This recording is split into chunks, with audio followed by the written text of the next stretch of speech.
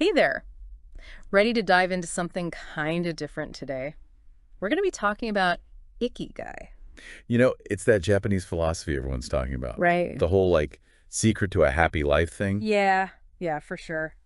And we're diving deep into this book by Ken Mogi, Okay. Ikigai, The Japanese Secret to a Long and Happy Life. I've heard of it. Catchy title, right? It is catchy. Well, it's not just some self-help fad. It Okay. really gets to the heart of what makes life meaningful, you know? So it's more than just finding your dream job. I think that's what most people think about with Ikigai. Yeah, it's way bigger than that. Okay. It's like this all-encompassing philosophy for Oh, yes. finding joy in literally every single day, Interesting. no matter what your job is or where you are in life. So not just work-life balance then, more like a whole life philosophy. Exactly. It's about uncovering what truly makes you tick Okay. and then using that to fuel a more fulfilling life, like your own personal compass, I like that, a personal guiding you towards what really matters. So how does this book kind of break that down? Well, Mogi, he does a brilliant job of bringing it all to life through these amazing stories. Okay. Real people who embody Ikigai, like this one guy, Jiro Ono. Okay, yeah. Maybe you've heard of him. He's this world-renowned sushi chef, Yeah, I've heard the name. oldest 3 Michelin-starred chef alive. Wow. The man's a legend. He must be doing something right. And for him, his Ikigai is in every single piece of sushi he makes. Really? Even the stuff that might seem boring to you, or me, like massaging an octopus for an hour. An hour. What? To get the texture right? Yeah, to get that perfect texture. Wow. He finds purpose and meaning in every little detail. That's dedication. That's Ikigai. So you're telling me I don't need to be some kind of master chef to have Ikigai? Exactly. It's not about being famous or anything. It's about finding that thing. Yeah. That thing that gives you that feeling of fulfillment, Okay, yeah. even if it seems small to someone else. You know what? That reminds me of when I get lost in gardening for hours. There you go. Like, I completely lose track of time. It's almost like I have tunnel vision. That's that flow state. Yeah, and it's pure joy. you know? And that right there, that's what Mogi calls the reason to get out of bed each morning. Okay. It's woven into Japanese culture Interesting. and even our biology, believe it or not. Now that's fascinating. Yeah. Tell me more about this whole waking up with a purpose thing. Well, Mogi introduces us to this guy named Hiroki Fujita. Yeah. He's a tuna vendor at the Tsukiji Fish Market in Tokyo. Okay, the famous fish market. Yeah, the one and only.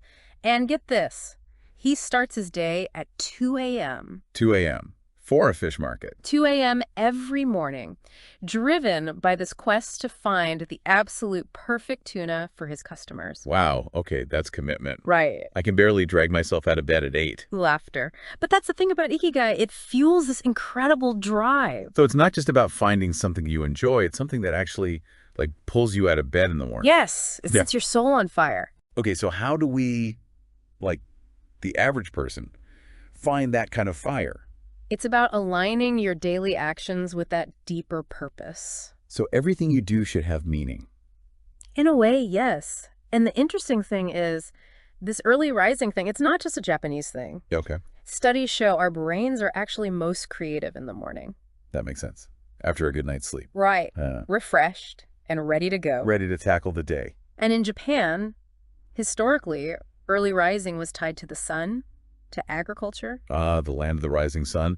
It's incredible how something as simple as when you wake up can be so deeply rooted in culture It's all connected. and science. Exactly. It's like this dance between history and science, Absolutely. all playing out before the day even starts. I love that. The day's just beginning.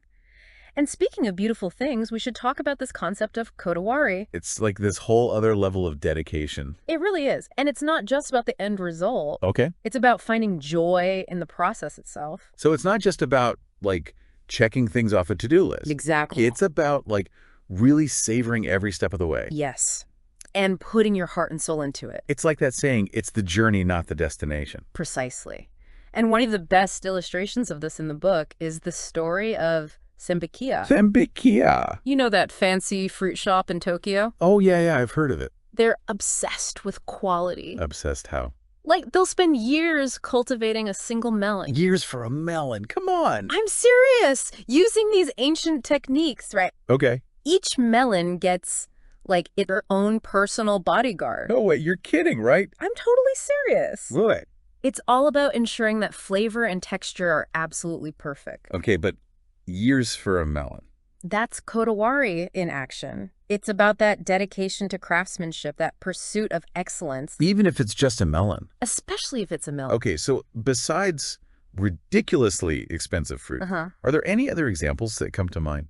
Oh, yeah, tons. Mogi also talks about this guy, so Kichinagai. Okay. He's a potter. A potter. Okay. Ninth generation master potter, actually. Wow, ninth generation. That's like in the blood. It's a family affair, and he's dedicated his life to recreating this legendary star bowl. The Star Bowl. What is that? It's this ancient type of ceramic known for its like star-like patterns. Okay.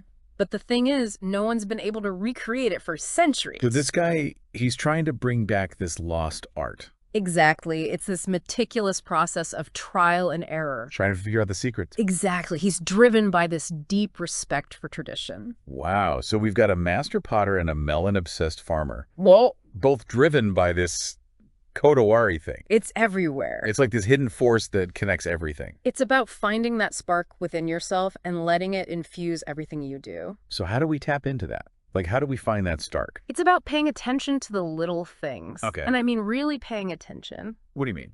Well, Mogi talks about how the Japanese language is full of onomatopoeia.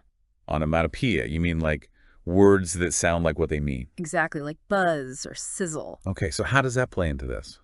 It reflects this deep awareness of sensory details. So it's not just about what you're doing, it's about how you experience it. Exactly. It's about savoring the taste of your coffee, Okay. noticing the way the light hits a tree, Yeah. really engaging your senses. Being present in the moment. Exactly. And when you start paying attention to those details, Yeah. you become more in tune with what truly brings you joy. It's like you're training yourself to be more mindful. Yes.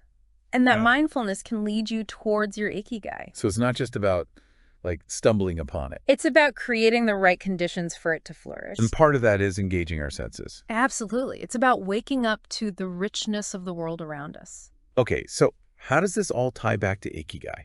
It's all about finding that state of flow. Flow state. Like Yeah. when you're totally in the zone. Exactly. That's where Ikigai really comes alive. It's like when you're so engrossed in something that you lose all track of time Exactly. You're fully present, fully engaged. and you come out of it feeling energized. And that's where the magic happens. Mogi uses Hayao Miyazaki as an example. Miyazaki, Yeah. the Studio Ghibli guy. The one and only. Think about his films. Like Spirited Away or My Neighbor Totoro. Exactly. They transport you to these incredible worlds. Totally. They're so immersive. That's the power of flow. It allows you to tap into your full creative potential. Okay, so flow state, sensory awareness. It's all connected. It's like this recipe for Ikigai. In a way, yes. And there's one more ingredient we need to add to the mix. Okay, I'm intrigued. What's the final ingredient? Harmony and sustainability. Okay, that sounds a bit different. Mm. How does that fit in? Well, Ikigai isn't just about personal fulfillment. It's about more than just us. Exactly. It's about recognizing our connection to something bigger than ourselves. Yeah. Our community, the environment. All of it. And Mogi uses the Ai's Grand Shrine as an example. What's that? It's this Shinto shrine in Japan Different. that's been rebuilt every 20 years. Every 20 years. Wow. It's this beautiful tradition that's been going on for over a millennium. A millennium. That's like 1,000 years. Exactly. And it symbolizes this deep respect for tradition, for the cyclical nature of life. So it's about honoring the past while also looking towards the future. Yes. And it shows how Ikigai can inspire actions that benefit not just ourselves, but also the world around us. It's like this beautiful cycle of renewal and connection. Exactly. And it reminds us that Ikigai isn't some selfish pursuit. It's about finding a way to live in harmony with ourselves, With others. with the world around us, Yeah. and even with future generations. It's like that ripple effect you were talking about. Exactly. Our actions have consequences, Yeah. right? And Ikigai encourages us to make those consequences positive ones. To leave the world a little better than we found it. Beautifully put. And, it makes me think about how we often limit ourselves when it comes to Ikigai. What do you mean?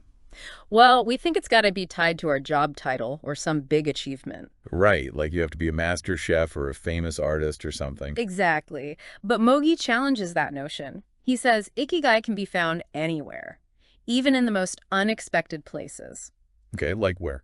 Like the world of sumo wrestling. Sumo wrestling. Yeah, it's a great example because it's such a hierarchical world, right? Definitely. There's a very clear pecking order. Exactly. Everyone's striving to reach the top, to become a yokozuna, the grand champion. But not everyone makes it, obvious Of too. course not. But that doesn't mean they can't find their ikigai. So even if you never become the best, you can still find fulfillment in what you're doing. Exactly. Maybe your ikigai is in the training, in the discipline, In the camaraderie. in passing on your knowledge to younger wrestlers. It's about finding your own personal meaning within that world. Precisely. And that's the beauty of ikigai. It's not about external validation or reaching some arbitrary definition of success. It's about that internal compass you were talking about. Yes. It's about finding what truly resonates with you, what gets you excited to wake up every morning. Even if it's just massaging an octopus for an hour. Hey, you never know. Maybe that's your ikigai. But in all seriousness, the point is it's your journey It's about embracing our individuality. and accepting ourselves for who we are. Flaws and all. Exactly. Mogi actually tells this great story about a confectioner named Tamizo Yamaguchi. A confectioner. Okay, what's his story? Well, he makes these incredibly unique sweets. And he says he does it because nature itself is full of variations. So instead of striving for uniformity, he's celebrating the differences. Exactly. He sees the beauty in imperfection. It's like he's saying it's okay to be different, to stand out. Exactly. And that's such an important message, especially in today's world where we're constantly bombarded with these images of perfection It's so easy to get caught up in comparisons. and feel like we're not enough. But this idea of embracing our authentic selves, that's where true Ikigai comes from. Absolutely. It's about giving yourself permission to just be you. Without judgment or reservation. And when you can do that, that's when you can truly tap into your full potential. It's like that quote, the privilege of a lifetime is being who you are. I love that. And it all comes back to something you said earlier about finding joy in those small moments. In the everyday experiences. Exactly. Ikigai isn't some grand destination. It's a way of life. It's about approaching everything we do with intention and appreciation. Even if it's just tending to your garden, Or massaging an octopus. laughter, whatever brings you joy. The point is to find those things that make you feel alive. And to do them with your whole heart. Beautifully said. It's been a pleasure diving deep into Ikigai with you today. The feeling is mutual.